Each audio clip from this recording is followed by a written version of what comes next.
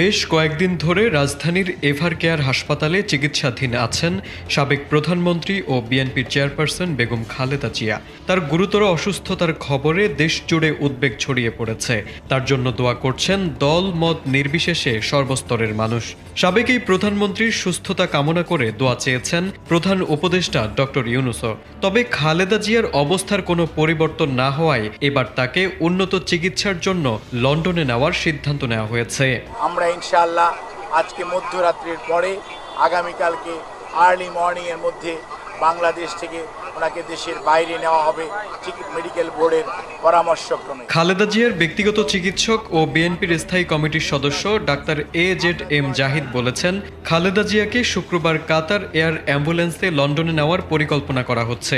ডাক্তারসহ সঙ্গে থাকবেন 14 জন। বৃহস্পতিবার দুপুর 1:45টার দিকে রাজধানীর এভারকেয়ার হাসপাতালের সামনে সংবাদ সম্মেলনে তিনি এসব কথা বলেন। আপনাদের এই দোয়ায় ইনশাআল্লাহ দেশনেত্রী বেগম খালেদা জিয়াকে সুস্থ করে তুলবে।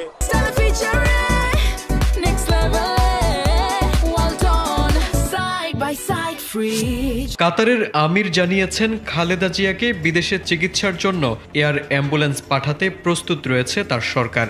এর আগে বিএনপি মহাসচিব মির্জা ফখরুল ইসলাম আলমগীর গত 29 নভেম্বর অ্যাম্বুলেন্স পাঠিয়ে সহযোগিতা করার জন্য চিঠি লিখেন দেশটির কাছে। আজ আনুষ্ঠানিকভাবে এই সহযোগিতা প্রদানের কথা জানিয়েছে কাতার।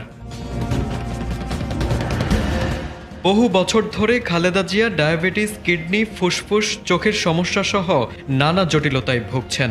গত বছরের 5 আগস্ট গণ অভ্যুত্থানে আওয়ামী লীগ সরকারের পতনের পর খালেদা জিয়া মুক্তি পান। এরপর চলতি বছরের 7 জানুয়ারি উন্নত চিকিৎসার জন্য লন্ডনে যান খালেদা জিয়া। চিকিৎসার জন্য 117 দিন লন্ডনে অবস্থান শেষে গত 6 মে দেশে ফেরেন তিনি। তারেক আজিজ, ATN বাংলা।